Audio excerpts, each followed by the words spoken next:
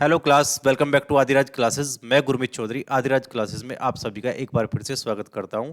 जैसे कि आप सभी को पता है, हम कर रहे थे प्रैक्टिस सेट, और प्रैक्टिस सेट सीरीज का सेट नंबर 6 तक हमने कर लिया था, और आज आपका सेट नंबर 7 रहेगा, जिसके अंदर आपके 30+ क्वेश्चंस रहेंगे, जो कि आपका बेनिफिशियल रहेगा आपका Delhi police and NTPC and UPSI. ठीक है, और आज का सेट शुरू करते हैं। उम्मीद करते हैं कि आपने पिछले सारे सेट लगा लिए होंगे। 2-3 दिन का आपका गैप रहा है, ठीक है, वो थोड़ा हेल्थ इश्यूज की वजह से। और आज आ चुके हैं आपके बीच पार्ट नंबर 7 लेकर। ठीक है, नियम वही रहेंगे भाई। आप प्रैक्टिस सेट को अटेम्प्ट करोगे, आप एक बार करोगे ट्राई, है ना, फिर आप अगर नहीं कर पा रहे हो तो आप लेक्चर को बीच में रखोगे और आप सॉल्यूशन देख लोगे, या फिर आप अटेम्प्ट कर रहे होगे। ठीक है, चलिए, ये आज की क्लास का नंबर 1 क्वेश्चन रहेगा आपके सामने। क्वेश्चन नंबर 1 आप करोगे एक बार, जो कि एक इजी क्वेश्चन रहेगा, परसेंटेज से, है ना। जब कोई विद्यार्थी 40% अंक लाता है तो 50 अंक से फेल हो जाता है। जब वह 50% अंक लाता है तो वह 40 अंक से पास हो जाता है। तो उत्तीर्ण प्रतिशत ज्ञात कीजिए। ठीक है, यहाँ पे ना आपसे परसेंटेज के अंदर भी पूछ सकते हैं और वैल्यू के अंदर भी पूछ सकते हैं। ठीक है, दोनों तरीके से क्वेश्चन पूछा जा सकता है। ठीक है, चलो करते हैं भाई। मैंने क्या बता रखा है कि आप हमेशा क्या करोगे, दोनों बंदों के पास कराने की कोशिश करोगे, कि आप दोनों बंदों को किसी न किसी तरीके से पास करा दो। जैसे कि उसने क्या कहा, 40% तो लेके आ गया भाई बंदा, लेकिन क्या हुआ, 50 अंक से फेल हो गया। अब हमें किसी को फेल नहीं होने देना, ठीक है, हम कराएंगे इसे पास। तो भाई फेल था, तो 50 अंक अगर मैं इसे और दिला दूं तो ये बंदा पास हो जाएगा जी, बिल्कुल। ठीक है, अब सेकंड बंदे के बारे में बात करते हैं। ये तो अब पास वाला डाटा आ गया मेरा एक साइड से। ठीक है, सेकंड इक्वेशन क्या बोले, जब वह 50% अंक लाता है, देखो 50 लेके आ गया भाई, लेकिन ये क्या कर रहा है भाई, 40 अंक से पास हो जाता है, यानी पास होने से 40 अंक एक्स्ट्रा है इसके पास। तो अगर ये 40 मार्क्स इसके पास नहीं भी होते तो क्या ही फेल हो जाता, तब भी ये पास होगा भाई। ठीक है, तो मुझे पता लगा कि 40% plus 50 is equal to 50% minus 40। ठीक है, मैं क्या करूंगा, ये 40% इधर की साइड आके माइनस हो जाएगा क्या जी, बिल्कुल। तो इधर आके माइनस हो गया तो 10%, और ये माइनस का 40 उधर जाके प्लस हो जाएगा क्या भाई, क्योंकि इधर माइनस का तो उधर जाके प्लस हो जाएगा। ठीक है, तो मैं देख रहा हूं कि 90 के बराबर आ गए। 10% की वैल्यू मेरी 90 आ गई। ठीक है, अब मुझे क्या पता लगा कि 1% की वैल्यू 9 आ गई। अगर 1% की वैल्यू 9 आ गई तो 1 की वैल्यू कितनी रही होगी, ये 9 उधर बटे में चले जाओ क्या भाई, 1 की वैल्यू 1/9% आ गई क्या, बताओ। मुझे आंसर परसेंटेज में देना है, तो इसलिए मैंने इधर वाले डाटा को नीचे भेज दिया। ठीक है, अब 50 का मान कितना रहा होगा ये बताओ आप। 50 का मान मैं 50 से दोनों साइड मल्टीप्लाई कर दूंगा। ठीक है, इतना परसेंट। ठीक है भाई, अब आप मुझे ये बताओ, 9×5 = 45 और बटे 5, 5 सही 5/9% में इसे लिख सकता हूं क्या, यानी कि मैं अपने 50% का रिप्लेसमेंट अगर परसेंटेज में करूंगा तो मुझे मिलेगा 5 सही 5/9%। ठीक है, तो करते हैं, वैल्यू पुट कर देते हैं भाई। 40% तो ये था ही पहले से ही, इसके अंदर मुझे ऐड कर देना है क्या, 50 की वैल्यू 5 सही 5/9%। ठीक है, तो 40 5 45, 45 सही 5/9% मेरा फाइनल आंसर आ गया। ठीक है, 45 सही 5/9%। ठीक है, यही मेरा आंसर होगा। इसमें क्या है, आपसे वो डाटा वैल्यू भी पूछ सकते हैं कि वैल्यू में कितना रहा होगा। ठीक है, आपको पता है कि 10% की वैल्यू 90 है, तो यहां से आप 40% की वैल्यू निकाल लो भाई। 10% की 90, तो 40% की वैल्यू कितनी रही होगी, मैंने उधर 4 गुना करे तो मुझे 90 का भी 4 गुना करना पड़ेगा, तो यानी 360। 360 मार्क्स क्या है उसके, ये आगे और 50 और लेके आया हो, वैल्यू के अंदर था।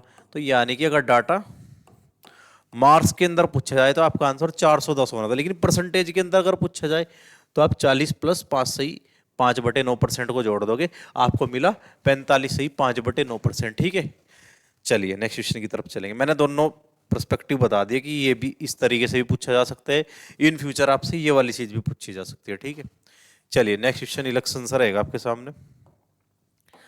परसेंटेज से इलेक्शन बहुत ज्यादा जरूरी, बहुत मोस्ट इंपोर्टेंट टॉपिक है भाई। ठीक है, आपकी कमांड इस पे जरूर होनी चाहिए, और यही रीजन है कि हम हर सेट के अंदर यहाँ से क्वेश्चन डाल रहे हैं मोस्टली। ठीक है, चलिए, इसने बोला कि किसी चुनाव में 2 प्रत्याशी थे, 10% 10% मतदाता ने वोट नहीं डाला। ठीक है, मैंने मान लिया कि 100 लोग थे। ठीक है, मैंने मान लिया कि 100 टोटल वोटिंग थी भाई, 10% ने वोट नहीं डाला तो 90% ने वोट डाल दिया। अब इसने बोला कि बचे हुए वोटों में से 10% अवैध हो गए, तो 90 का 10%, यानी मैं एक जीरो उधर कराऊंगा तो 10% आ जाएगा, यानी 9। तो इसमें से क्या है, 9 वोट अवैध हो गए, तो 91 है क्या है जो वोटिंग करेंगे, और जिनके बीच में इलेक्शन का रिजल्ट यानी विनर और लूजर मैटर करेंगे या डिपेंड करेंगे जिसके ऊपर, ठीक है। तो इसने बोला कि जो विनर है ना उसे क्या हुआ भाई, कुल वैध मत ये आगे मेरे वैध मत आगे, इसका 70% मिल गया इसे, और इसका 70 इसे मिल गया, तो हर एक चीज अपने आप में 100% होती है, तो 30% मिलेगा किसको, इस वाले को। तो यानी आप मुझे एक बात बताओ, हार जीत जो मेरी हुई होगी वो 30% से 70% तो इसे मिल गया विनर को, 30% लूजर को मिल गया, तो 81 के 40% से मेरी हार जीत हुई होगी, यानी 81 के 2/5 से, ठीक है। तो ये 81 क्या है भाई, 81 का 40% की वैल्यू 2/5, ये मेरा रिजल्ट का हार या जीत डिपेंड कर रहा है क्या यहाँ पे भाई, ठीक है। और इसकी वैल्यू उसने किसने दिया हुआ है, 7290, ठीक है भाई। अब मैं देख रहा हूं कि इससे 9 बार गया और इसके पीछे लगा हुआ है 0, ठीक है। मैं 2 से इसे काट दूं, मुझे मिल गया 45, ठीक है। अब 1 यूनिट की वैल्यू कितनी आ गई, 5 इधर मल्टीप्लाई में आ जाएगा क्योंकि वहां पे डिवाइड में है, ठीक है। तो ये आ गया 45 गुना 5, यानी कि 5 और 2 और 2 to 5 आ गया 1 यूनिट की वैल्यू, ठीक है। लेकिन मुझे क्या चाहिए, उसने पूछा कि टोटल वोट कितने हैं, तो 100 की वैल्यू चाहिए, तो आप इधर भी 100 से मल्टीप्लाई करोगे तो इधर भी करना पड़ेगा, 22500, ठीक है। ये यहाँ पे ना एक जीरो कम है मेरी, है ना, इसे आप लगा लोगे। ये मैं एक बार चेक भी कर लेता हूँ भाई, ये 9 टाइम आ गया, ठीक है। और मैंने से काटा तो 45, 45 की 5 में मल्टीप्लाई करी तो ये आ गया, ठीक है। तो एक जीरो लगा लेना आप सारे ऑप्शंस में, ये मेरा मिसिंग है भाई, ठीक है भाई। बताओ समझ पा रहे हो यहाँ तक किसी को कोई प्रॉब्लम है? चलिए नेक्स्ट क्वेश्चन की तरफ चलेंगे। अब आप नेक्स्ट क्वेश्चन देखेंगे भाई, ये आ गया आपका फैक्टर से, आप फैक्टर्स बताओगे, ठीक है। Find the numbers of factors, ठीक है, कि गुणनखंडों की संख्या ज्ञात कीजिए ना। चलिए भाई, सबसे पहले फैक्टर कैसे निकाल लोगे आप सबसे पहले प्राइम फैक्टराइजेशन करोगे किसी भी संख्या का, जो भी आपसे पूछा जाएगा, ठीक है। यानी 360 है, आप इसे किसी तरीके से एक बार ब्रेक कर लो प्राइम फैक्टर्स के अंदर, ठीक है। प्राइम फैक्टर्स के अंदर कैसे ब्रेक करोगे भाई, आपको पता है कि 36 मल्टीप्लाई 10 है, और ये 36 क्या है, 6 का स्क्वायर है भाई ये, और ये 5 × 2 है। आप कैसे भी, आपका कोई भी तरीका हो सकता है, ठीक है, इस चीज को सोचने का। मुझे पता है कि ये 3 का स्क्वायर है, और ये 2 का भी स्क्वायर है, और ये 5 है, और ये 2 है, ठीक है। अब मुझे बताओ कि 3 तो 2 टाइम आ गया, और 2 कितने बार आ गया, 2 आ गया 3 टाइम, और 5 आ गया 1 टाइम, ठीक है। तो ये मैंने इसके प्राइम फैक्टराइजेशन कर दिया, ठीक है, यानी कि 3 2 5, ये मुझे क्या है, प्राइम फैक्टर्स कर दिया मैंने इसके, ठीक है। अब मैं क्या करूंगा, कभी भी मुझे नंबर ऑफ फैक्टर्स निकालने पड़े तो मैं समझूंगा, मैं कंपैरिजन करूंगा। देखो समझाने के लिए, a की पावर p समझ लो इसे, मल्टीप्लाई b की पावर q समझ लो, ठीक है, और इसे c की पावर p क्यू r समझ लो आप, ठीक है। कभी भी आपको टोटल नंबर या नंबर ऑफ फैक्टर्स निकालने हैं तो आप क्या कर रहे होंगे भाई, p + 1 into Q + 1 into r + 1, ठीक है। यानी जो पावर्स है ना प्राइम नंबर्स में, इसे ब्रेक कर लो आप, ठीक है। और उसकी जो पावर्स रही होंगी ना, आपको एक दूसरे को लेके को प्राइम होने चाहिए, ठीक है। समझ पा रहे हो भाई, प्राइम समझ लो, जब भी कोई फर्क नहीं पड़ेगा। तो p की +1 करोगे आप, पावर्स का +1 करके आप मल्टीप्लाई कर दोगे, मेरे कहने का मतलब ये है। तो यहाँ पे इस चीज को अप्लाई जब आप कर रहे होंगे तो आपको पता लगे 2 है, तो 2 + 1 यानी 3, 3 है, 3 + 1 यानी 4, ठीक है। 5 है, 5 की पावर 1 है, तो 1 + 1 2। तो आप देख रहे होंगे कि नंबर ऑफ फैक्टर्स ये आ गया भाई, 4 दूनी 8, 8 तिया 24, 24 नंबर ऑफ फैक्टर्स आ गया, ठीक है भाई। 24 आप आंसर लगाओगे। आपसे कभी भी नंबर ऑफ फैक्टर्स पूछे तो आप प्राइम नंबर्स में ब्रेक कर दोगे, ठीक है। पावर्स जो होंगी आप +1 करके मल्टीप्लाई कर दोगे, ये आपका सॉल्यूशन होगा इसका, ठीक है। ये चीज आप यहाँ पे टाइम बचा सकते हो, आप अच्छी कैलकुलेशन के साथ यहाँ पे टाइम बचा सकते हो, ठीक है। चलो कोई दिक्कत वाली बात नहीं है, लेकिन यहाँ पे ना आपसे 2 चीजें और पूछी जा सकती है, ठीक है। यहां से नंबर ऑफ इवन फैक्टर्स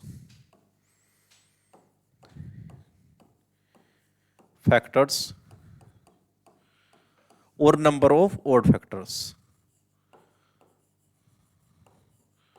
यानी इसका मतलब क्या है भाई, ये सम गुणनखंडों की संख्या और विषम गुणनखंडों की संख्या भी आपसे पूछी जा सकती है, ठीक है। तो आप क्या करोगे भाई, समझो बात को बहुत ध्यान से। ये आपने प्राइम फैक्टराइजेशन जो कर लिया था इसका, इसको बहुत ध्यान से देखो भाई, ठीक है। 3 की पावर 2, 2 की पावर 3, 5 की पावर 1।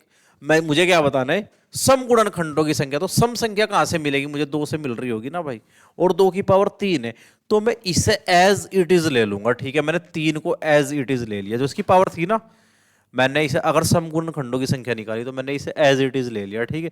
और ये जो अदर पावर थी, इनमें उसी कॉन्सेप्ट को लगा रहा हूँ, ठीक है। यहाँ पे 2 था तो मैं इसका 1 अधिक करके 3 ले लूंगा, यहाँ पे 1 था तो मैं इसका 1 अधिक करके 2 ले लूंगा, ठीक है। 3 तिया 9 और 9 दूनी 18।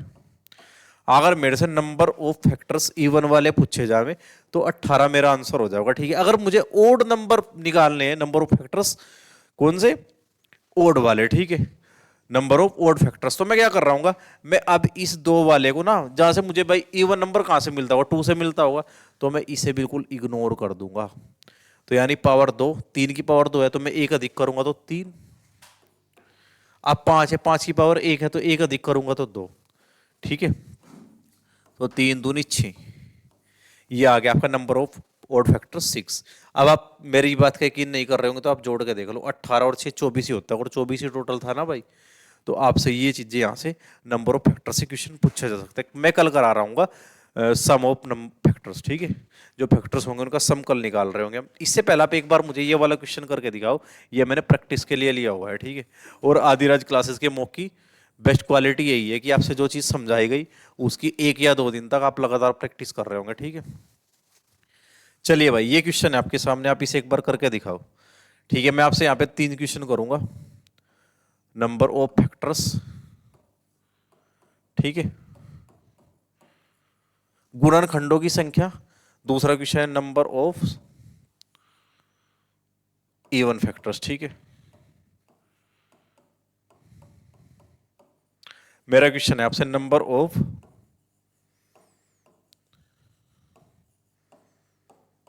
मैं हिंदी में बोल देता हूं, गुणनखंडों की संख्या बताओ, सम गुणनखंडों की संख्या बताओ, विषम गुणनखंडों की संख्या बताओ। सबसे पहले आप क्या करोगे, 500 को आप ब्रेक कर दोगे, ठीक है। आप 500 को जब ब्रेक करोगे आपको पता है कि 5 आ गया और ये आ गया 100, और 100 को क्या लिख सकता हूँ, 25 गुना 4। अब 25 को मैं क्या क्या लिख सकता हूँ, 5 का स्क्वायर।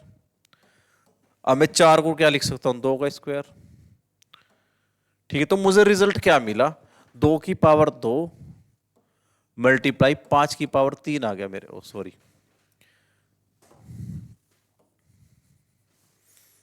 ये मेरे पास क्या आ गया, 2 की पावर 2 और 5 की पावर 3 आ गया। अब मुझे निकालना क्या है, सबसे पहले नंबर ऑफ फैक्टर्स, ठीक है, गुणनखंडों की संख्या। तो मैं क्या कर रहा हूँ भाई, ये इसकी पावर्स है ना, जो इन पे मेरा फोकस है बस, ये नीचे वाला मैं एक बार इसे प्राइम में ब्रेक कर दूंगा, फिर मुझे इससे कोई मतलब नहीं है, ठीक है।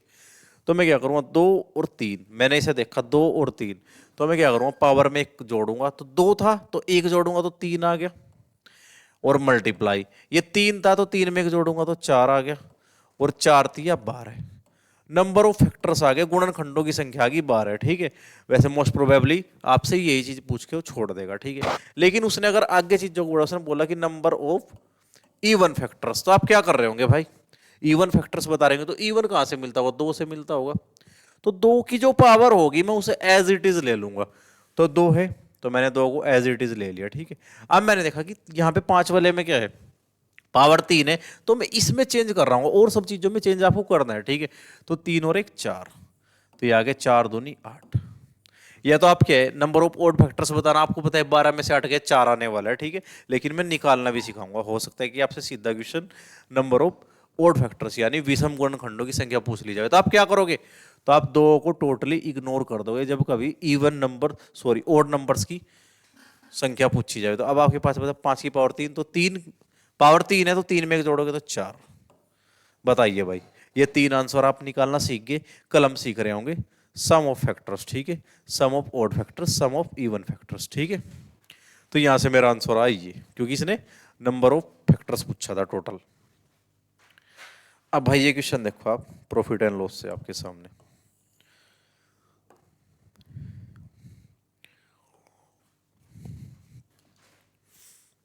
एक निर्माता कुछ सामान थोक विक्रेता को 25% लाभ पर तथा थोक विक्रेता फुटकर विक्रेता को 20% लाभ पर तथा फुटकर विक्रेता ग्राहक को 28% लाभ पर बेचता है। यदि ग्राहक उसे 9600 रुपये में खरीदता है तो निर्माता का क्रय मूल्य ज्ञात कीजिए। ठीक है, बहुत अच्छा क्वेश्चन है भाई।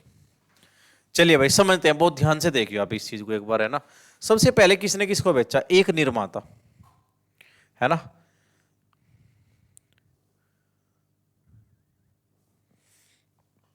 एक निर्माता कुछ सामान थोक विक्रेता को, ठीक है, निर्माता को मैंने एन लिख दिया, थोक विक्रेता को मैंने लिख दिया टी। ठीक है, 25% लाभ, 25% 1/4 यानी 4 से 5 में बेच दिया निर्माता ने थोक विक्रेता को। ठीक है भाई, मैं सक्सेसिव लगाऊंगा।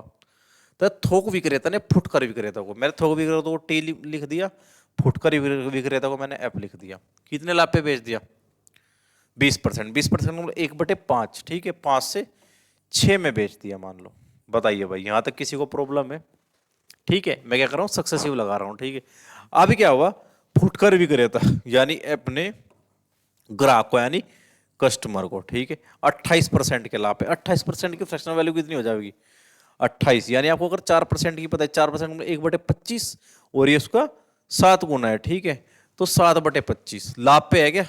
तो 25 पे 7 लाभ ले गए यानी 32 में बेच दिया। बताओ, ये चीज आप लिख पा रहे हो क्या भाई? अगर आप इस चीज को सजा पा रहे हो तो आपका क्वेश्चन हो गया। ठीक है, अब मैं देख रहा हूं कि भाई सक्सेसिव मैंने लगा दिया, अब रिजल्ट देखता हूं क्या मिलेगा मुझे। मैं देख रहा हूं कि मेरा टी से टी कट गया और मेरा एफ से एफ कट गया भाई, मेरा 5 से 5 कट गया। मैं देख रहा हूं कि इधर क्या बचा मेरे पास, 25 और 4, कुछ कट सकता है तो काट लूंगा। मैंने देखा कि 4 है, ये 4 8 32 आ गया। अब इधर तो सिर्फ 25 बचा है मेरे पास और इधर 8 6 48 बचा है, और इधर कौन बचा है? एन बचा हुआ है, देखो ध्यान से, और इधर बचा हुआ है मेरा कस्टमर। यानी मुझे रिजल्ट क्या मिला, मैं अलग लाइन में लिख के समझा दूंगा। एन और सी 25 और 48, ये इनके रेशो आ गए बस। एन की वैल्यू 25 है तो आपके सी की वैल्यू 48 है। इसने देखो क्या दिया, यदि ग्राहक उसे 9600 रुपये में खरीदता है, यानी मेरी भाषा में 48 में खरीदता है क्या भाई? लेकिन क्वेश्चन क्या बोल रहा है? 9600 रुपये में। कितना मल्टीपल? 200 मल्टीपल। ठीक है, क्या पूछा गया वो देख लो। निर्माता का क्रय मूल्य, यानी निर्माता का क्रय मूल्य 25 की वैल्यू आपको बतानी है भाई। ठीक है, आपको बताने के 25 की वैल्यू बतानी। 48 की वैल्यू इतनी थी तो 1 यूनिट की वैल्यू 200 आ गई, तो 25 की वैल्यू कितनी आ जाएगी भाई? 200 गुना जब आप इसे करोगे, 25 दूनी 50, और 50 के पीछे आप 2 जीरो जब लगाओगे तो 5 के पीछे 3 जीरो, आपका आंसर आ गया। ठीक है सर, ऐसे कर लोगे आप। नेक्स्ट क्वेश्चन,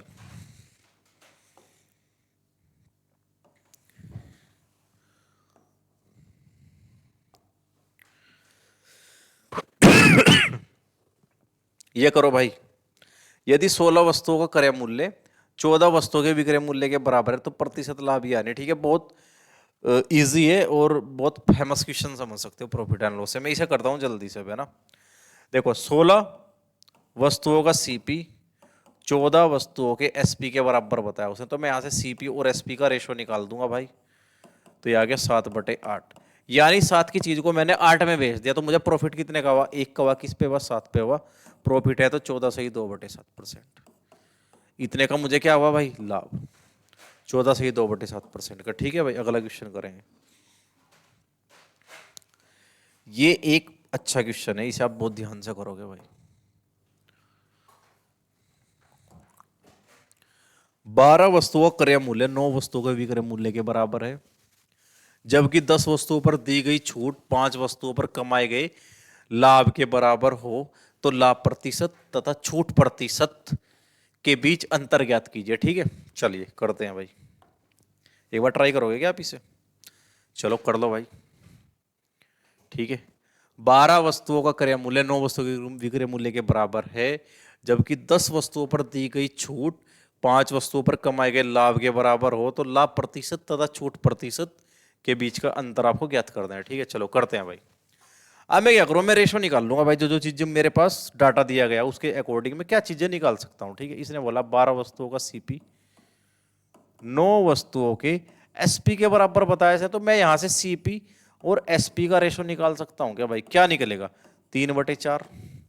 आप क्रॉस मल्टीप्लाई करके निकाल पा रहे हो। ठीक है, सीपी और एसपी का रेशो आपने 3 और 4 निकाल दिया, क्या 3:4, ठीक है। चलो भाई अगली इक्वेशन पे जाता हूं मैं। जबकि 10 वस्तुओं पर दी गई छूट, तो 10 वस्तुओं पर डिस्काउंट जो आपने दिया 5 वस्तुओं पर कमाए गए लाभ यानी प्रॉफिट के बराबर है। तो मुझे यहां से भाई डिस्काउंट और प्रॉफिट का रेशो क्या मिलेगा बताओ। 5 ये 10 बटे में आ गया तो 1/2। अब भाई ये दो इक्वेशन मेरे पास आई, दोनों को मैंने क्या कर दिया, सोल्व कर लिया, ठीक है। लेकिन मैं एक चीज नोटिस कर रहा हूं यहाँ पे, मैंने 3 की खरीदी थी और मैंने 4 की बेची, यहाँ पे मेरा प्रॉफिट मुझे 1 नजर आ रहा क्या भाई? बिल्कुल। लेकिन यहाँ पे प्रॉफिट मुझे 2 दिख रहा क्या?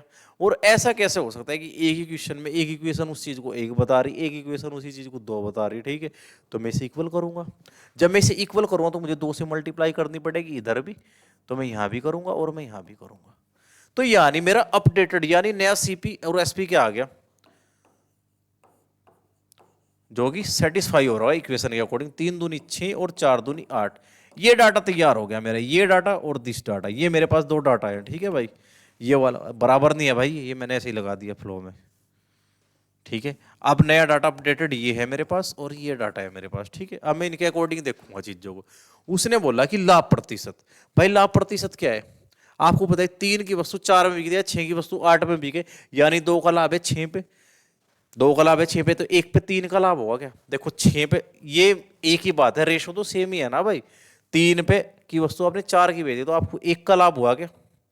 किस पे हुआ? 3 पे हुआ, ठीक है। तो ये वैल्यू आ गई 33.33%। ये किसकी वैल्यू आ गई? सब देख पा रहे क्या भाई? क्वेश्चन के अकॉर्डिंग सीपी तो 3 था और एसपी 4 था, या आप ऐसे भी समझ लो सीपी 6 हो और एसपी 8 हो, 2 का प्रॉफिट 6 पे है तो 33.33%। ये मेरा प्रॉफिट है क्या भाई? ये मेरा प्रॉफिट परसेंट आ गया क्या बताओ? मैं हिंट के लिए इधर लिख देता हूं ताकि आप बाद में कंफ्यूज ना हो जाओ, ठीक है।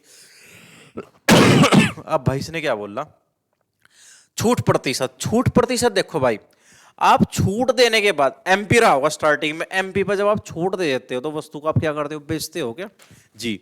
यानी कि भाई आपने क्या करा, 1 की छूट दी और वस्तु 8 में बेच दी, यानी कि आपने क्या करा 8 में बेच दी। कब? जब आपने 1 की छूट दी, तो एमपी क्या आ रहा होगा, 8 में 1 जोड़ के आपका एमपी रिटर्न मिल जाओगे क्या आपको?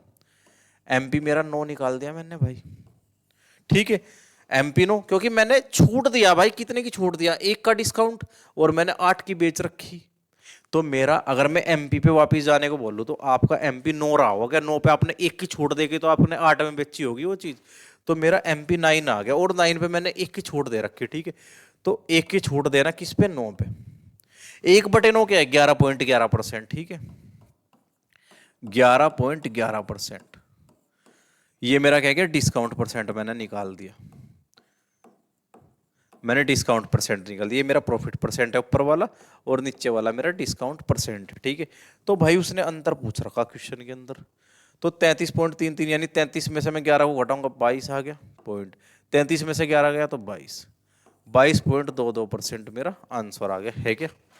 जी हाँ, ये मेरा एक अच्छा क्वेश्चन मान सकते हो भाई से आप, ठीक है। मुझे उम्मीद है कि आप इसे समझ गए होंगे भाई, ठीक है। अगर नहीं समझ आएगा तो आप कमेंट में मुझे जरूर बताना, मैं 1-2 क्वेश्चन ऐसा और डाल दूंगा। वैसे मैंने डाला हुआ है, देखो प्रैक्टिस के लिए मैंने एक क्वेश्चन ऑलरेडी डाला हुआ है। हमें पता है कि आप कहाँ पे आपको प्रैक्टिस की जरूरत है भाई, और आपकी कॉन्सेप्ट कहाँ पे ऑलरेडी बहुत ज़्यादा स्ट्रॉन्ग है, वहाँ पे हम 1-2 क्वेश्चन कराते हैं। लेकिन जहाँ पे प्रैक्टिस की जरूरत होती है हम 1 या 2 क्वेश्चन लेके चलते हैं भाई बैकअप में, ठीक है। चलिए, 12 वस्तुओं पर क्रय मूल्य, हाँ 12 वस्तुओं क्रय मूल्य 9 वस्तुओं के विक्रय मूल्य के बराबर है, ठीक है। तो मैं सेम चीजें लगा रहा हूँ इसके अंदर भी। 12 वस्तुओं का सीपी 9 वस्तुओं के एसपी के बराबर है, तो यहां से मुझे सीपी और एसपी का रेशो क्या मिल गया भाई, 3 और 4 मिल गया क्या रेशो? बताओ कोई किसी को कोई प्रॉब्लम है यहाँ तक भाई?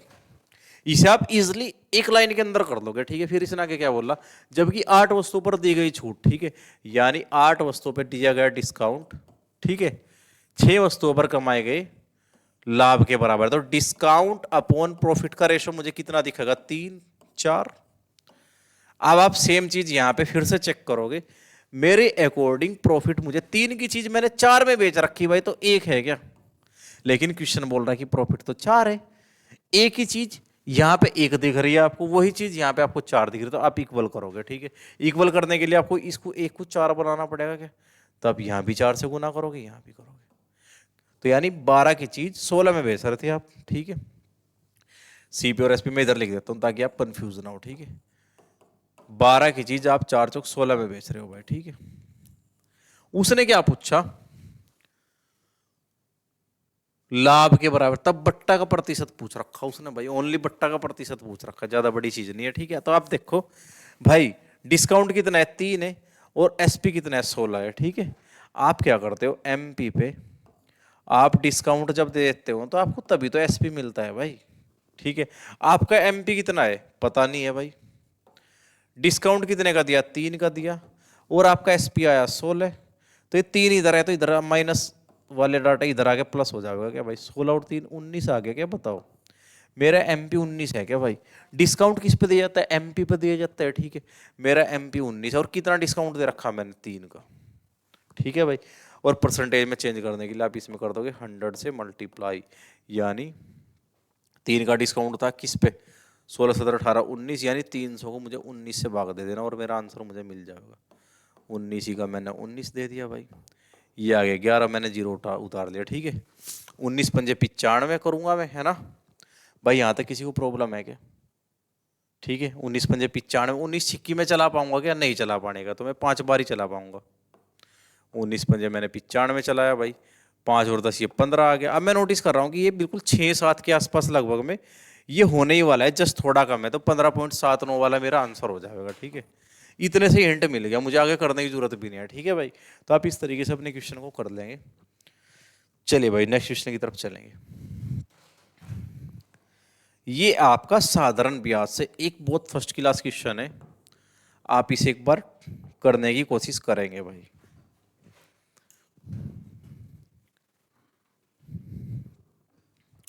एक आदमी ने 2 बराबर धन 8% व 7% साधारण ब्याज की दर से उधार दिए।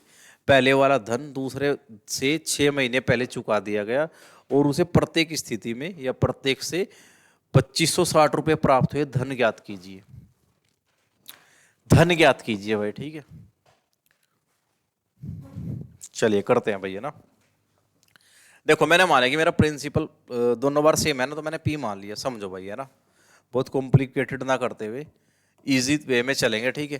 पहला धन 8% के रेट पे दिया गया, ठीक है। चलिए भाई 8% है, मैंने लिख दिया। और टाइम क्या है, दूसरे वाला धन दिया गया 7% के रेट पे। और यहां पे अगर मैंने टाइम T मान लिया तो ऊपर वाला टाइम जो है ना 6 महीने कम है ना। तो यानी T माइनस में 6 महीनों को अगर मैं ईयर में चेंज कर दूं तो मैं 1/2 लिख लूंगा क्या, मूलधन गुना दर गुना समय मैंने लिख दिया, ऊपर भी और नीचे भी, ठीक है। तो मुझे ब्याज मिला होगा क्या भाई उसने, लेकिन क्या बताया उसने, बताया उसे प्रत्येक स्थिति में 2560 रुपये प्राप्त हुए। अब एक बात बताओ भाई, 2560 रुपये यानी दोनों कंडीशन में उसे अमाउंट मिला 2560, पहली में भी और दूसरी में भी। अब एक बात बताओ, जब उनका प्रिंसिपल सेम था ऑलरेडी पहले से ही, अब उनका आगे अमाउंट भी सेम बता रहा हो, तो यानी ब्याज भी उन्हें सेम मिला होगा क्या भाई, यानी 1:1 ब्याज मिला होगा।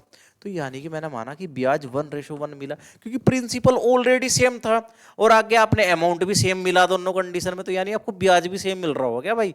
सेम डाटा में आप सेम डाटा ही जोड़ रहे होंगे तभी तो आपको सेम ही डाटा मिल रहा होगा, ठीक है। तो यानी 1:1 आपका ब्याज भी मिला होगा, क्योंकि फॉर्मूला ब्याज का है, मूलधन गुना दर गुना समय बटे 100। 100 इसलिए लगाते हैं क्योंकि परसेंटेज हटा देते हो आप, मैंने परसेंटेज को लिख रखा हो तो इसलिए मैंने 100 का यूज नहीं लिया। अब मैं करता हूँ, P से मैंने P को काट दिया, मैंने परसेंटेज से परसेंटेज को काट दिया, मैंने 8 की मल्टीप्लाई अंदर करी तो मुझे मिला 8T। और जब ये 8 1/2 में मल्टीप्लाई करेगा तो मुझे मिलेगा 4, ठीक है, आधा हो जाएगा ये अपने आप का। और ये 7T इधर बचा तो 1 के पास पहुंच जाएगा ये। मैंने क्रॉस मल्टीप्लाई कर दी भाई, तो मुझे 80 - 4 = 70 मिला। तो ये T उधर जाके 70 माइनस हो जाएगा क्या भाई, और ये -4 इधर आके प्लस हो जाएगा, ठीक है। तो मुझे मिला T की वैल्यू 4। यहां तक बताओ भाई किसी को प्रॉब्लम है क्या। T का मान अगर मैंने निकाले तो क्वेश्चन मेरे लिए थोड़ा इजी हो गया, ठीक है। मैं किसी भी क्वेश्चन में रख के अपनी चीजों को निकाल दूंगा, ठीक है। अब प्रिंसिपल मेरा क्या है, सेम है, मुझे पता नहीं वो क्या आ रहा होगा, ठीक है। और 4% मुझे ब्याज मिला, मैं क्या P का यूज भी ना लूँ तो तब भी मेरी बात बन जाएगी, ठीक है। लेकिन मैं ले लेता हूँ, कोई दिक्कत नहीं।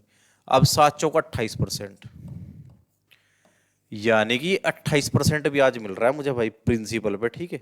अब क्या मैं P को, मेरी मर्जी है, मैं P को चाहूँ तो इग्नोर भी कर सकता हूँ। मुझे पता लगा कि मुझे ब्याज ही ना 7 के रेट से 4 साल में 7 चौक 28% मिला होगा, ठीक है। अब 28 को आप ब्रेक करना चाहो तो आप कर सकते हो भाई, 7/, 7/25। तो 25 की धनराशि, अगर ये आपका प्रिंसिपल है ना, तो आपको ये 7 ब्याज मिला भाई। 28% को मैंने ब्रेक कर रखा, क्योंकि 7% का ब्याज मैंने 4 साल तक लिया, तो 7 चौक 28, मेरा RT% 28 आया, तो मैंने 28 को ब्रेक कर दिया। मेरा अगर प्रिंसिपल मेरा 25 है ना, तो मुझे इंटरेस्ट मिला 7, तो मेरा अमाउंट बन गया 32। मेरे अकॉर्डिंग 32 ब्याज है, लेकिन भाई साहब ने 256 रुपये बता रखा, नहीं 2560 बता रखा, तो 32 की वैल्यू ये आ गई भाई। ठीक है, मैं काट सकता हूँ, 16 से काट दूँ मैं, यह जरूरत नहीं है क्या, काट दूँ? 16 दूनी 32 और 16 कम 16, 16 छिक्की 96, 160 आ गया, यानी एक की वैल्यू 80 मिली मुझे भाई, है ना। और मुझे बताना क्या, धन ज्ञात कीजिए। ठीक है, धन क्या है 25 प्रिंसिपल, तो एक की वैल्यू 80 है, तो 25 की वैल्यू कितनी आ गई, 25 गुना 80, 25 अट्ठे 200 और एक जीरो ये वाली लगा दो, तो 2 के पीछे लगी 3 जीरो, 2000 आपका आ गया आंसर फाइनल। ठीक है, ये बहुत अच्छा क्वेश्चन है भाई, इसे आप बार बार देखना जब तक समझ ना आ जाए। अगर फिर भी समझना है तो कमेंट में जरूर बता देना। ठीक है, मैं फिर से ऐसा 1-2 क्वेश्चन डाल के परफेक्शन ले आऊंगा भाई, मेरी जिम्मेदारी है, आपके कॉन्सेप्ट के अंदर परफेक्शन आ जाएगी। चलिए भाई, ये क्वेश्चन करके दिखाओ एक बार। राम ने सीता से 3 वर्ष के लिए 14% की दर से 6,300 रुपये उधार लिए। उसने इसमें कुछ धन मिलाया, वह 16% की दर से 3 वर्ष के लिए गीता को उधार दे दिया। इसमें उसको 618 रुपये का लाभ हुआ। ज्ञात कीजिए उसने कितना पैसा मिलाया था। ठीक है भाई, ये क्या हो रहा है क्वेश्चन का, सबसे पहले स्ट्रक्चर समझो। आपने ब्याज पे कुछ पैसा लिया इधर से, आपने कुछ पैसा अपनी तरफ से ऐड करा और सामने वाले बंदे को ब्याज पे दे दिया, इससे ओवरऑल आपको 618 रुपये का बेनिफिट हुआ। ठीक है, लेकिन ये पूछ रहा है कि आपने जो पैसा मिलाया था अपनी साइड से वो कितना रहा होगा, ये चीज इसने पूछी। ठीक है, चलिए क्वेश्चन को ट्राई करते हैं ना। आप देखो, राम ने सीता से 3 वर्ष के लिए 14% की दर से पैसा लिया, कितना 6,300 रुपये। इसे तो मैं बाद में यूज लूंगा। ठीक है, 6,300 को मैं बाद में आखिरी में यूज ले रहा हूँ। मुझे ये पता है कि आप ये बताओ 6,300 फिक्स अमाउंट है, तो इसका 14% की रेट से 3 साल में मैं कितना ब्याज दे रहा हूँ, 14×3 42, RT% कितना बैठा 42%। आप समझ पाए क्या भाई, 42% कितना 6,300 रुपये का। ये तो मुझे अगले बंदे को देना जिससे मैंने लिया, लेकिन सामने वाले बंदे से मुझे एज ए बेनिफिट कितना मिल रहा होगा, 16% की दर से 3 वर्ष मैंने पैसा कमाया। ठीक है, तो 16×3 = 48, तो 48% ब्याज मुझे आगे से मिला होगा, यानी मेरा ओवरऑल प्रॉफिट 6% ब्याज है क्या भाई। ये 6% ब्याज जो है मेरा प्रॉफिट है क्या भाई। ठीक है, तो 6300 का 6% कितना होना चाहिए था, ये चेक करना आपको। मैं नोटिस कर रहा हूं कि 36, 18, 8, छंग 36 और 1 37, 378 रुपये कुल प्रॉफिट होना था भाई, लेकिन प्रॉफिट कितना हुआ, 618 रुपये का हो रहा क्या मुझे प्रॉफिट। तो भाई मुझे 618 रुपये का प्रॉफिट हो रहा, लेकिन होना था 378 का क्वेश्चन के अकॉर्डिंग। तो आप मुझे एक बात बताओ भाई, ये आ गया 240। ठीक है, ये 240 रुपये मुझे क्यों मिले होंगे, क्योंकि मैंने क्या कर रखा, जो पैसा था ना मैंने उसमें अपनी तरफ से कुछ पैसा ऐड कर रखा था। उस पैसे पे भी मैंने ये जो जो पैसा मुझे कमाया ना मैंने ये वाला, ठीक है, तो मुझे ये मिल रहा होगा, तो उसकी वैल्यू ये मिल रही है मुझे भाई, बताओ। ठीक है, तो जो मेरा प्रिंस जो मैंने खुद से ऐड करा था उस पर भी मैंने भाई 3 साल तक 16% का ब्याज लिया ना सामने वाले से भाई, तो यानी उस पैसे का भी 48%, क्योंकि 16×3 = 48, उस पैसे का 48% ही एक्स्ट्रा वाला पैसा रहा होगा क्या, बताओ।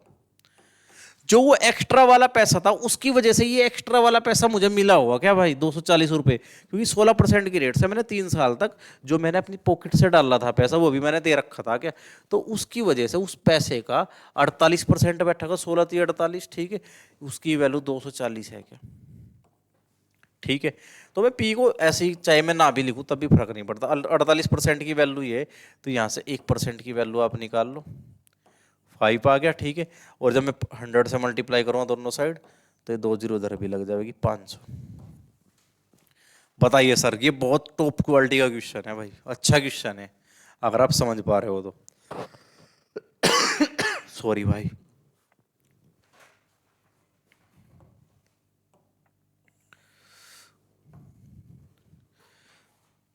चलिए भाई ये क्वेश्चन करके दिखाओ एक बार।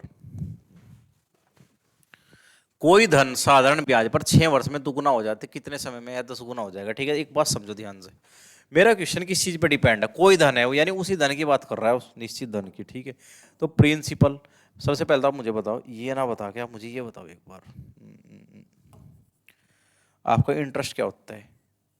इंटरेस्ट बराबर मूलधन, मैं ना थोड़ा सा कॉन्सेप्ट क्लियर करने की कोशिश कर रहा हूं, वरना एक लाइन का क्वेश्चन है। ठीक है, इंटरेस्ट बराबर principal into rate into time बटे 100 होता है क्या भाई। ठीक है, अब देखो आपका प्रिंसिपल क्या है, कोई धन दिया जा रहा भाई। ठीक है, उसी धन की बात वो यहाँ पे भी कर रहा है। कोई धन साधारण ब्याज पर 6 वर्ष में दुगुना हो गया, कितने समय में वह धन 10 गुना होगा। ठीक है, यानी धन वही है, तो धन तो मेरा क्या है, कांस्टेंट टर्म आ गई, इसका तो कोई रोल नहीं है भाई। ब्याज उसने कोई चेंज नहीं कराया रेट में, है ना, क्योंकि जो पहले थी वही अब होगी, क्योंकि रेट के अंदर उसने कोई चेंज करने के जिक्र नहीं किया है। ठीक है, तो रेट का भी रोल खत्म हो गया क्वेश्चन में। और मेरा 100 जो है ये तो एक कांस्टेंट टर्म है ऑलरेडी, इसका तो कोई रोल ही नहीं है। यानी मुझे पता लगा कि इस क्वेश्चन के अंदर मेरा इंटरेस्ट जो है वो मेरा डायरेक्ट मेरे टाइम पे डिपेंड कर रहा है क्या भाई। बताइए, अगर आप इतनी नॉलेज रखते हो या निकाल पाए इस चीज को तो क्वेश्चन आपके लिए इजी है। अब एक बात बताओ आप मुझे भाई, कोई धन साधारण ब्याज पर 6 वर्ष में दुगुना हो गया।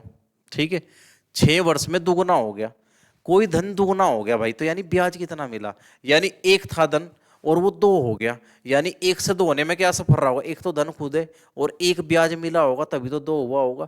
तो मुझे एक ब्याज मिलता है कब, इंटरेस्ट, यानी एक मिला मुझे कितने टाइम के अंदर, 6 वर्ष के अंदर। ठीक है भाई, तो ये पूछ रहे कितने समय में यह 10 गुना हो जाएगा। 10 गुना होने का मतलब क्या, एक तो धन खुद था और 10 गुना होने का मतलब 9 ब्याज मिला आपको। ठीक है, ये पूछ रहा है कि 9 ब्याज बताओ कितने टाइम में मिलेगा, ये वाला टाइम आपको बताना। बताओ कोई दिक्कत है इसके अंदर, क्रॉस मल्टीप्लाई कर दो बस, टी की वैल्यू आ गई 9×6=54। ठीक है, ये मेरा सॉल्यूशन है, बस इतना सा, वो सब मैंने समझाया आपको। ठीक है, तो मेरे टी की वैल्यू आ गई 54 ईयर्स। ठीक है, चलिए भाई नेक्स्ट क्वेश्चन करेंगे।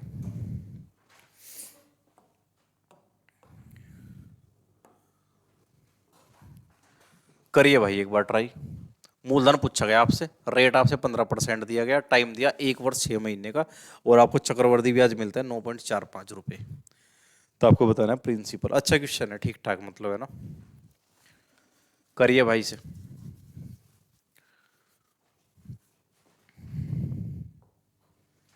चलिए भाई करते हैं। 15% का मतलब निकालो सबसे पहले, है ना। ये चक्रवर्ती ब्याज का क्वेश्चन है, ध्यान से करियो, कभी आप समझो कि साधारण ब्याज है। ठीक, 15% की फ्रैक्शनल वैल्यू निकालो सबसे पहले, तो 3/20 है क्या भाई। अब देखो पहले साल के 20 पे आपने 3 ब्याज लिया, तो 20 पे हो गया 23, लेकिन अगला साल ना पूरा साल नहीं है, आधा साल है भाई। ठीक है, तो 3/20 का 1/2 आप कर दो, क्योंकि साल आधा है। कभी फ्रैक्शंस में दिया जाए 4 महीने होता तो आप क्या कर रहे होते भाई, आप चेक करते 4 महीने एक साल का कितना हिस्सा है। ठीक है, 4×3=12, 1/3। ठीक है, तो 1/3 से आप मल्टीप्लाई कर देते, तो मैं सेकंड ईयर के लिए देखो क्या यूज ले रहा हूँ, 20×40/3। ठीक है, सॉरी 3/40, तो 40 पे आपने 3 ब्याज मिला, तो आपका आ गया 43। तो ये आपका प्रिंसिपल था, इधर की साइड जो मल्टीप्लाई करके आएगा इधर की साइड जाएगा, वो आपका अमाउंट आने वाला है। ठीक है भाई, कोई प्रॉब्लम यहां तक किसी को नहीं है ना, तो चलो 4×2=8, 800। 800 आपका था प्रिंसिपल, और इसकी मल्टीप्लाई करो, 3×3=9 आ गया, 3×2=6, 4×3=12, 12 और 6=18 का 8 आ गया, 4×2=8 और 1 9, 989 आ गया। ये आपका क्या आ गया, अमाउंट आ गया। किसी को प्रॉब्लम भाई यहां तक। ठीक है, तो मेरी भाषा में ब्याज कितना मिला मैं नोटिस कर रहा हूं, 189 भाई। ये आपका प्रिंसिपल था और आपका अमाउंट है 989, तो मुझे 189 ब्याज मिला क्या मेरी भाषा में, लेकिन उसने कितना दिया 9.45। ठीक है भाई, ठीक है, तो मैं नोटिस कर रहा हूं कि भाई ये मैंने पॉइंट हटाया तो नीचे 1000 मेरा 100 बन गया। ठीक है, तो ये मेरा 5 बार गया, तो मुझे 1 मिनट की वैल्यू पता लगी 5/100। लेकिन मुझे बताना क्या है, उसने पूछ रखा मेरे से भाई मूलधन बताओ आपका क्या है, आपका मूलधन क्या है क्वेश्चन के अंदर। मुझे ये मेरे अकॉर्डिंग तो 800 है, तो मैं इधर भी भाई 800 से गुना कर दूंगा और मैं इधर भी 800 से गुना कर दूंगा। मुझे पता कि मेरा 100 800 को 8 बार काट देगा, और 8×5 = 40, 40 रुपये मुझे क्या मिलेगा, फाइनल आंसर। ठीक है भाई, ओके है बात। चलो अब ये क्वेश्चन मैंने पिछले मॉक के अंदर भी कराया था। अब आज आप इसे डायरेक्ट करोगे। आपको क्या देखना, बस एक लाइन में आपको देख लेना, x को 289 से भाग दिया जाता है तो शेषफल 18 मिलता है, ठीक है। चलिए, अब 17 से भाग दिया है तो शेषफल y प्राप्त होता है, y का मान पूछा। अब आप ना सबसे पहले आपका काम है कि 17 से ना आप इस वाले 17 से आप चेक करोगे सबसे पहले कि 17 से ये वाला 289 जिसमें पहले भाग दी गई थी पूरा डिविजिबल है क्या। अगर ये डिविजिबल है तो फिर आपको क्या करना है, जो पहली कंडीशन के में शेषफल बचा था ना, आप सीधा उसे भाग दे दो इस संख्या से। 17 एकम 17 और आपका रिमाइंडर बचा 1, तो एक शेषफल बचा, यही आपका आंसर है। लेकिन अगर कभी ऐसा हो जाए कि 289 17 से डिविजिबल ना हो तो फिर आपका आंसर होगा C and D, can not determine, निर्धारित नहीं किया जा सकता, ठीक है। फिर आप आंसर दोगे ये। लेकिन अगर ये 289 17 का पूरा पूरा मल्टीपल है तो फिर आप अपना आंसर पहली कंडीशन के अकॉर्डिंग जो आपको शेषफल मिला था उसमें नए वाले डिवाइजर से भाग देकर जो रिमाइंडर मिलेगा वही आपका आंसर होगा, ठीक है। चलिए भाई नेक्स्ट क्वेश्चन करेंगे। देखो या तो आप यहाँ पे कोई संख्या मान लो। देखो, जब n को 6 से भाग दिया जाता है तो शेषफल 4 प्राप्त होता है। यदि 2n को 6 से भाग दिया है तो शेषफल ज्ञात कीजिए, ठीक है। सबसे पहले आप देखो, मैं क्या करूँ, मैं कोई ना कोई संख्या भी अपनी तरफ से एज्यूम कर सकता हूँ। मैंने n को ना 6 से भाग दिया तो शेषफल 4 मिला। ऐसी कोई संख्या मान लो आप, जब आप 6 से भाग देते हो तो 4 शेषफल आपको मिलता हो। तो मैंने बोला कि 6 से तो मैं डिवाइड ही करा, 4 मुझे शेषफल मिला। मैं अगर n की वैल्यू 1 भी रखूँ कि मेरा मल्टीपल एक ही बार चला तो 6 कम 6 और 4 10, तो मैं अपनी तरफ से वो संख्या ना 10 मान सकता हूँ भाई। किसी को प्रॉब्लम है क्या, बताओ। मैंने ना n की वैल्यू अपनी साइड से 10 मान ली। देख लो इसमें कंडीशन सेटिस्फाई है क्या। जब मैंने 6 से भाग दिया, 6 कम 6 और 4 मेरा रिमाइंडर बच गया, ठीक है। 4 आ गया रिमाइंडर, ठीक है। तो मैं अपनी साइड से संख्या मान ली मैंने, ठीक है। तो अब क्या है, तो शेषफल 4 प्राप्त हो। यदि 2n, यदि मुझे टू एन चाहिए ना भाई, तो 2n की वैल्यू 20 आ गई। यदि 2n को 6 से भाग दिया जाए, 6 18, तो रिमाइंडर कितना आ गया 2। मैं ऐसे भी कर सकता हूँ अगर मैं कुछ भी चीज़ नहीं सोच पा रहा हूँ, ठीक है। वरना आप क्या करोगे, देखो ये चीज़ यहाँ पे लगाओगे। अब n को 6 से भाग दिया जाता है तो शेषफल 4 प्राप्त होता है, ठीक है। तो पहले क्या शेषफल था भाई, 4 था। तो पहले वाला रिमाइंडर जो है ना, अब मैं उसी में ये सारी घटनाएं घटित कर दूंगा, ठीक है। पहली कंडीशन के अकॉर्डिंग में रिमाइंडर कितना था, 4 था। तो मुझे डबल करना ना, तो मैं रिमाइंडर का ही डबल कर दूंगा तो मुझे मिला 8। अब मुझे 8 को ना अगर मैं 6 से भाग दूं तो 6 ही कम 6 एक बार चल गया और 2 बच गया। ये जो 2 बचेगा ना, यही मेरा रिमाइंडर है। मैं किसी भी तरीके से करूं भाई, मैं अपनी मंजिल तक पहुंच जाऊंगा, ठीक है। बताओ किसी को प्रॉब्लम है क्या। ठीक है भाई, चलिए नेक्स्ट क्वेश्चन करेंगे। अभी आप आधे प्रैक्टिस सेट पे आए हो, ठीक है। मेरे पास 30 से अधिक क्वेश्चन है, अभी तुम 15-16 क्वेश्चन कर पाए। तो भाई फुल प्रैक्टिस है, ऐसी वैसी बात नहीं है कोई भी। मेहनत करते रहो आप, एक बार बस देखते जाओ। मैं 30 सेट के अंदर आपका कैसे सारा रिवीजन करा दूंगा पूरे मैथ को, और मिसलिनियस प्रैक्टिस आपकी परफेक्ट हो जाएगी एकदम। अभी तो मैंने डाटा लाना शुरू ही नहीं करा भाई सही से। अभी 10 सेट तक तो मैं चीज़ों को थोड़ा सही तरीके से लेके चलूँगा, फिर मैं बढ़ा दूंगा लेवल भी। देखिए भाई आगे समझो, ए किसी काम को करने में 20 दिन और बी 5 दिन लेता है, ठीक है। और सी को कार्य करने में उतना ही समय लगता है जितना ए और बी को, यानी सी अकेला ए और बी के जितना एफिशिएंट है। चलिए भाई करते हैं। ए को टाइम लगता है 20 दिन और बी को लगता है 5 दिन। तो मैंने ना काम मान लिया, सबसे पहले मैंने मान लिया 20 काम है मेरे पास, 20 ही कम 20 और 5 चौक 20, ठीक है। इनकी एफिशिएंसी 5 आई भाई, है ना। तो सी की भी तो एफिशिएंसी 5 रही होगी, बताओ क्यों रही होगी। क्योंकि इसे उन दोनों के कंपैरिजन में उनके इक्वल टाइम लगता है। वे दोनों एक साइड हो जावे और ये अकेला एक साइड, तो भाई उनकी एफिशिएंसी जितनी थी तो इतनी इसकी भी रही होगी। तो अब ये पूछ रहा है कि यदि ए बी और सी तीनों मिलकर काम करें, यानी 20 काम है, और जब तीनों करेंगे तो 5 और 4 9 और 1 10, 10 की ताकत से काम होगा, 10 ही कम 10 और 10 दूनी 20, तो यानी ओनली 2 डेज लगेंगे आपको, ठीक है भाई। अगर तीनों मिलकर करेंगे तो 20 की ताकत से 10 की ताकत से काम होना शुरू हो जाएगा, और काम कितना है 20 है, तो 2 दिन में काम खत्म। अब ये क्वेश्चन आप करेंगे भाई।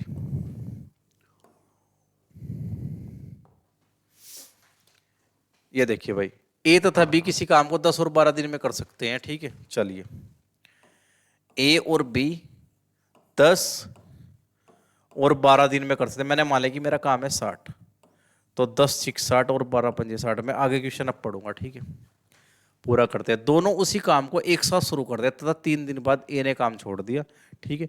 यानी कि 3 दिन तक तो दोनों बंदों ने काम करा होगा भाई, 3 दिन बाद ए ने छोड़ दिया, तो 3 दिन में कितना काम होगा, 6 और 5 11, 11 के हिसाब से 3 दिन में 33 काम डन हो गया क्या भाई।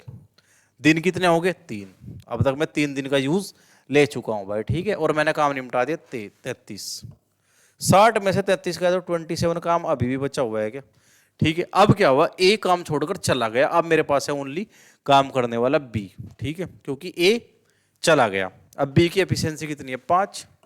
अब ये 27 काम जब 5 के हिसाब से होना शुरू होगा तो कितना टाइम लगेगा, पंजे पंजे 25 26 27, इतना टाइम और लगेगा। तो उसने कुल टाइम पूछ रखा है भाई 3 दिन ये और 5 सही 2/5 दिन ये, तो टोटल डेज लगे 5 और 3 8 सही 2/5 डेज, 8 सही 2/5 दिन मुझे टोटल लगे भाई। ये मेरा फाइनल आंसर हो जाएगा क्वेश्चन का, ठीक है।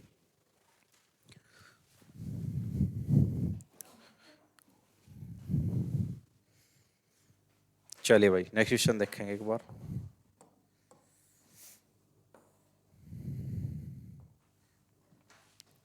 दो नल ए तथा बी अलग अलग किसी टैंक को क्रम से 48 और 36 मिनट में भर सकते हैं। यदि ए और बी दोनों को एक साथ खोल दिया जाए तो ज्ञात कीजिए कितने समय बाद नल ए को बंद कर दिया जाए ताकि टैंक 25 मिनट और 23 सेकंड में भर जाए, ठीक है।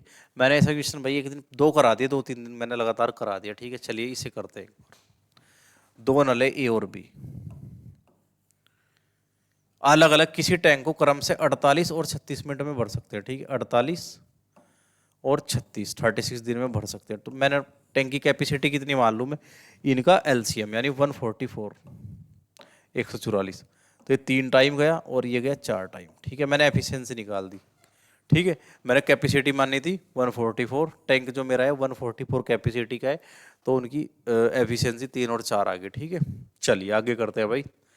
यदि ए और बी दोनों को एक साथ खोल दिया जाए तो यानी स्टार्टिंग में ए और बी ने दोनों ने एक साथ काम करना शुरू कर दिया, ठीक है। ये लो मान लो मैंने कि ये काम कर रही ए और बी, ठीक है। यदि ए और बी दोनों को एक साथ खोल दिया तो ज्ञात कीजिए कितने समय बाद नल ए को बंद कर दिया। भाई ए और बी ने काम तो शुरू करा लेकिन ए बाद में काम नहीं कर रहा है, मैंने देखा कि बाद का काम जो है सिर्फ बी ने करा, ठीक है। आप देखो इसने क्या बोला, बंद कर दिया ताकि टैंक 25 मिनट और 30 सेकंड में भर दे। यानी टैंक ना यहां से यहां तक भाई 25 सही 1/2 मिनट काम कर रहा है, यानी 25 मिनट 30 सेकंड। उसका मतलब क्या है 25 सही यानी 25 ही कम 25 25 दूनी 50, 51/2 लिख सकता हूँ क्या मैं से भाई, यानी 51/2 ओनली, ठीक है। चलिए अब आप मुझे एक बात बताओ, इसने क्या पूछ रखा है भाई, कितने समय बाद मैंने नल ए को बंद करा था भाई, ठीक है।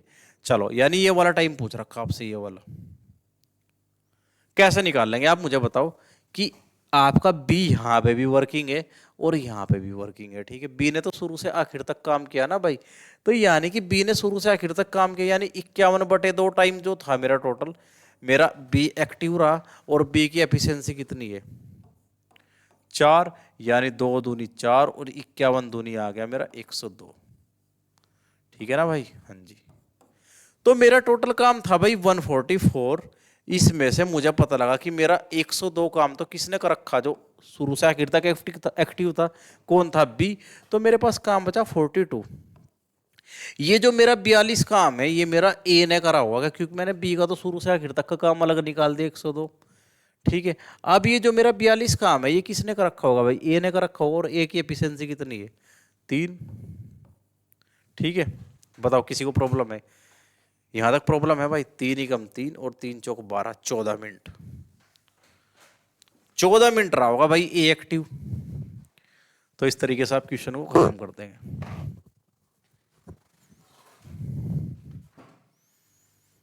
ये क्वेश्चन करेंगे भाई, मैंने हर मॉक के अंदर में क्वेश्चन लेकर आ रहा हूँ क्योंकि मुझे इसकी इंपॉर्टेंस का पता है। और भाई आंख बंद करके मॉक को ईमानदारी से आप लगाओ इन चीजों को, ठीक है। एक आदमी कोई निश्चित दूरी कार से जाता है, यदि वह अपनी गति 6 किलोमीटर प्रति घंटा बढ़ा दे तो उसे 4 घंटे कम समय लगता है। अगर वह अपनी गति 6 किलोमीटर प्रति घंटा करता है तो 6 घंटे ज़्यादा समय लगता है। दूरी ज्ञात करो। डिस्टेंस का फॉर्मूला मैंने आपसे बता रखा, डिस्टेंस बराबर एस, मैंने एस मान लिया, ठीक है। अब आप देखो कि एस जो है ये क्या चेंज करा इसके अंदर, 6 घंटे बढ़ा दिया, तो नई स्पीड क्या होगी S+6, और यहाँ पे स्पीड का डिफरेंस मैंने स्पीड 1 मल्टीप्लाई स्पीड 2, पहले S थी तो S2 मेरा क्या होगा S+6 और डिफरेंस 6, और कितना टाइम लगा भाई 4 घंटे, 6 घंटे बढ़ाए तो 4 घंटे कम समय लगा। तो ये मेरी डिस्टेंस आ गई क्या भाई, कोई दिक्कत किसी को यहाँ तक, ये मेरा डिस्टेंस का वैल्यू है क्या। और मैं दूसरी कंडीशन के अकॉर्डिंग एक बार और डिस्टेंस निकाल लूंगा, मैंने स्पीड मान रखी S, ठीक है, मैंने स्पीड को क्या मान रखा S, उसने क्या करा 6 किलोमीटर प्रति घंटा घटा दिया भाई, तो ये आ गया S-6, और भाई अंतर तो यहाँ पे भी 6 है, और अब क्या हो रहा है 6 घंटे ज़्यादा समय लगता है, तो ये आ गया 6, ठीक है। अब आप इसे सोल्व करो, S की वैल्यू सबसे पहले निकालना आपका काम है, तो मैंने इससे से काट दिया, मैंने S से S को काट दिया, और मैं क्या कर रहा हूँ, मैंने इसे काटा जब ये मुझे मिला 2 और ये मुझे मिलेगा 3, तो यानी ये जब 2 अंदर मल्टीप्लाई करें तो 2S + 12 ये आ गया इधर से, और जब इधर 3 मल्टीप्लाई करेगा अंदर तो आ गया 3S - 18, ठीक है। अब मैं क्या करूँगा 3S है, ये 2S इधर आके माइनस हो जाएगा भाई, 3S में से 2S घटेगा तो S आ गया, और ये 18 उधर जाके जुड़ जाएगा क्या भाई, तो 30, मुझे S की वैल्यू मिली 30। अगर मुझे S की वैल्यू 30 मिल गई तो क्या मैं एक साइड पुट करके डिस्टेंस निकाल सकता हूँ भाई, चलिए बिल्कुल निकाल सकता हूँ, या तो मैं इधर वाले में पुट कर दूँ या फिर इधर वाले में, दोनों में से मेरी मर्जी है, ठीक है। मैंने करा 30 और 30 और 6 36, और बटे में मैंने लिखा 6 और मल्टीप्लाई में मैंने लिखा 4, तो ये आ गया मेरा कितना 6 6 36, 6 चौक 24, 24 तिया 72, और 1 0 है ये वाली, तो 720 किलोमीटर मेरी क्या आ गई डिस्टेंस, ठीक है भाई, मेरी डिस्टेंस आ गई 720 किलोमीटर। ये सबसे बेस्ट तरीका है, ये फॉर्मूला मैं अलग से लिख देता हूँ एक बार, S1 × S2 बटे में S1 और S2 का डिफरेंस, जो भी बड़ा होगा बड़े में से छोटा घटा देना, और डेल्टी जो समय में चेंज आया होगा, ज़्यादा या कम लग रहा होगा, ठीक है। ये आपका फॉर्मूला है जो मैंने यूज़ लिया, और ये क्वेश्चन फॉर्मूले से ही इजी पढ़ेंगे आपको, ठीक है।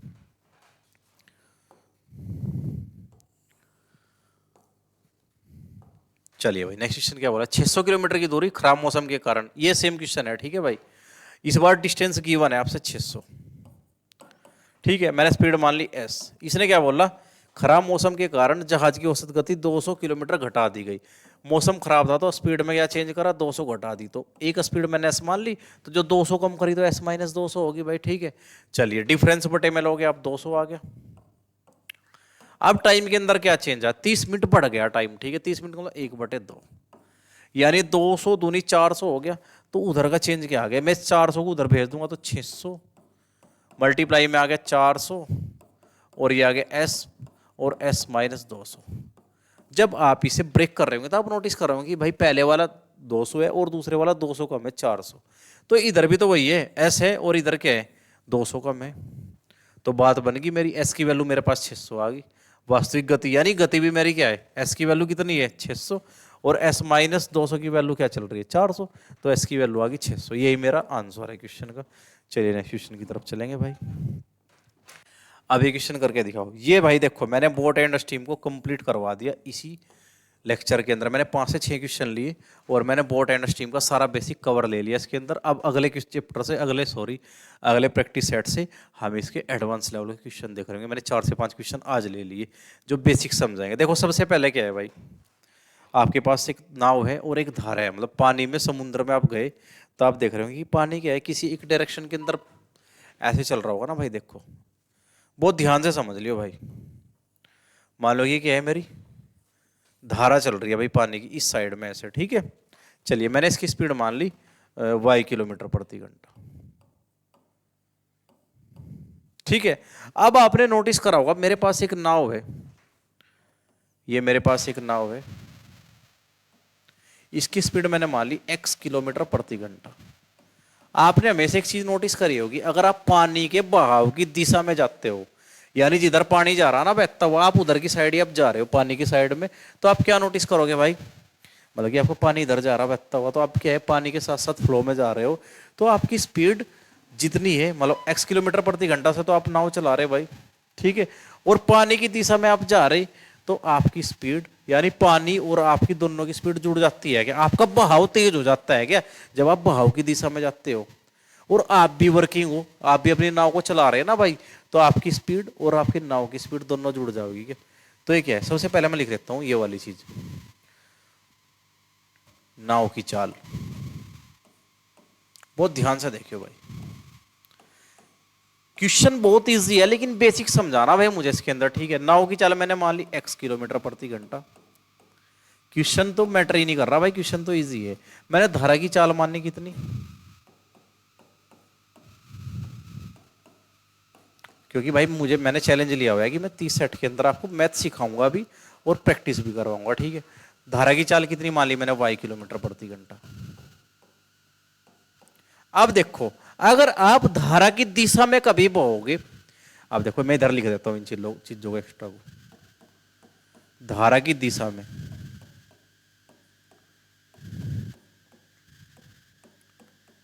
नाव की चाल,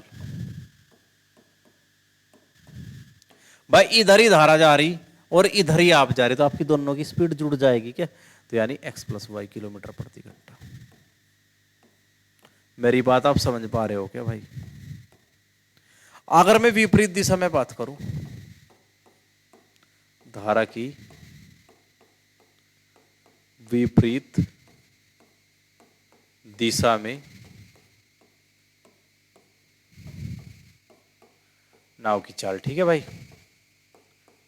देखिए, आप धारा सामने से आ रही मेरी तरफ और मैं इधर की तरफ जाने की कोशिश करूंगा, तो मेरी बॉडी पे जोर आवेगा क्या भाई, प्रेशर आवेगा, क्योंकि मैं धारा के अगेंस्ट जा रहा हूं, ठीक है। तो मेरी धारा और मेरी स्पीड जो होगी नाव की और धारा की स्पीड आपस में लड़ेगी, तो एक दूसरे का क्या करेंगे भाई, कॉन्ट्राडिक्शन करेंगे, विरोध करेंगे, ठीक है। तो अगर मेरी होगी स्पीड ज्यादा, तो ये धारा की चाल आ जाएगी, क्योंकि मैं हल्का फुल्का ही सरकूंगा लेकिन धारा की दिशा में बहूंगा भाई, मैं सॉरी धारा की विपरीत दिशा में मैं खुद को लेके जाऊंगा अपनी नाव से, ठीक है। तो मेरी चाल में से ये घट जाएगी, क्योंकि ये विरोध कर रही मेरा, तो ये कम हो जाएगी भाई, ठीक है। तो मैंने ये बेसिक बताया भाई, आपको ये चीज समझ आई क्या, फिर मैं से एक अभी मिटो दूंगा एकदम। बताओ भाई, अगर आप इस चीज को समझ पाए तो मेरा काम थोड़ा इजी हो जाएगा। अब एक बार समझ लो, क्योंकि मैंने 4-5 क्वेश्चन कराने फिर यहीं से, और मैं बहुत तेजी पे करा रहा हूँ फिर, ठीक है। अगर आपको समझ नहीं आया होगा तो आप थोड़ा सा रिपीट करके देख लियो, है ना। चलिए भाई, मैं क्वेश्चन कराता हूँ, मैं एक बार इसे मिटो दूँ सारे को। देखो मैंने इतनी मेहनत करी इसे लिखने में, और अब सारे को मैं क्या कर रहा हूँ, एक झटके में मिटो दूंगा, क्योंकि मुझे बेसिक समझाना था, मैंने समझा दिया आपसे। अब मैं क्वेश्चन पे जाऊंगा भाई, ठीक है। चलिए भाई, अब देखो, एक नाव धारा के साथ 21 किलोमीटर प्रति घंटा, ठीक है। नाव जो है धारा के साथ, यानी मुझे क्या पता लगा, नाव जा रही है धारा के साथ, तो ये x + y 21 किलोमीटर प्रति घंटा स्पीड आ गई, ठीक है। और धारा के विपरीत, यानी जब नाव धारा के विपरीत जाए, तो मैंने बताया कि x - y जाती है भाई 9 किलोमीटर प्रति घंटा की चाल से चलती है, तो धारा की चाल, यानी उसने पूछा मेरे से y का मान। अब कभी भी आपको x और y निकालना पड़े तो आप कैसे निकाल लोगे, मुझे x अगर कभी चाहिए तो मैं क्या कर रहा हूँ, मैं दोनों को जोड़ रहा हूँ, तो 21 + 9 और मैं 2 से भाग दे दूंगा, ठीक है। 21 9 30 आ गया, और 30 को जब मैं 2 से भाग दे रहा हूँ ना, तो मेरे पास आ गया 15, यानी मैंने जोड़ के आधा कर दिया, तो मेरे पास x का मान आ गया।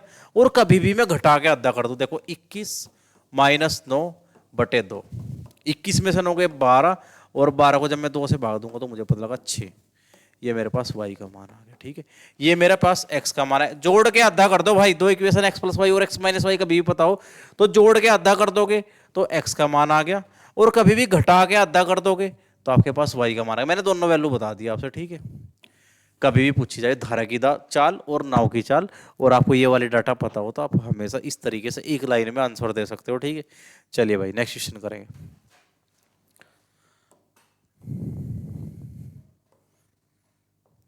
ये देखो भाई, धारा के साथ एक नाविक की चाल 15 किलोमीटर प्रति घंटा, धारा के साथ, ठीक है। यानी नाविक भी है और धारा भी है, दोनों एक ही साइड में जा रहे, तो 15 किलोमीटर प्रति घंटा है। जबकि धारा की चाल मुझे इसमें y की वैल्यू पता, 1.5 बताया इसने, जबकि धारा की चाल 1.5 किलोमीटर प्रति घंटा है। अब देखो, x + y = 15 पता है, लेकिन y का मान 1.5 पता है मुझे, ठीक है। तो ये मेरे पास 13.5 है क्या x का मान। बताओ भाई, किसी को यहां तक प्रॉब्लम है क्या, क्योंकि 13.5 में तो मैंने 1.5 जोड़ा हुआ, जब भी तो 15 आया होगा। ये तो कॉमन सेंस की बात है भाई, एक वैल्यू ये है तो दूसरी वैल्यू ये रही होगी, जब भी तो आप 15 लेके आए होंगे। लेकिन इसने क्या पूछा, धारा के विपरीत यानी x माइनस वाई का मान पूछ रहा भाई। आप इसे बता नहीं सकते। 13.5 आपको x का मान पता और y का मान आपको 1.5 पता, तो 13.5 में से आप 1.5 जब घटा रहे हो तो आपको 12 मिल रहा होगा क्या भाई, और यही आपका क्या है आंसर। इतने इजी क्वेश्चन है भाई, और ये प्रीवियस ही क्वेश्चन है सब आपके, ठीक है। अच्छे एग्जाम्स के हैं, नाम लूंगा तो पेपर की बेइज्जती हो जाएगी भाई।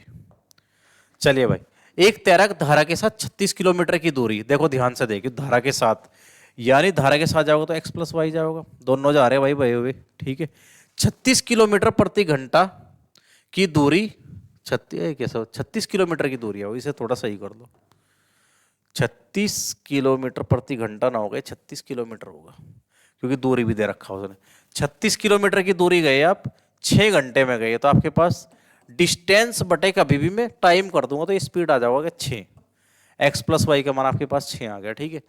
और 40 किलोमीटर की दूरी धारा के विपरीत, यानी धारा के विपरीत आप चाहते हो 40 किलोमीटर की दूरी 8 घंटे में बताया उसने। डिस्टेंस बटे घंटे कर दोगे आप, कभी भी आवर्स कर दोगे यानी टाइम से कर दोगे, तो आपके पास आ जाएगी स्पीड। तो भाई x प्लस वाई का मान 6 आ गया और x माइनस वाई का मान आ गया 5, ठीक है। तो क्या पूछा गया, तैराक की चाल स्थिर जल में, यानी नाव की चाल पूछी गई एक तरीके से, धारा की ना पूछ के नाव की। तो मैंने क्या बता रखा, जोड़ के आधा कर दो, मुझे x का मान चाहिए भाई, दोनों को जोड़ो, 6 और 5 11 और आधा कर दो बस सीधा 5.5 किलोमीटर प्रति घंटा, ठीक है। ये आंसर आ गया आपको। चलिए भाई नेक्स्ट क्वेश्चन करेंगे।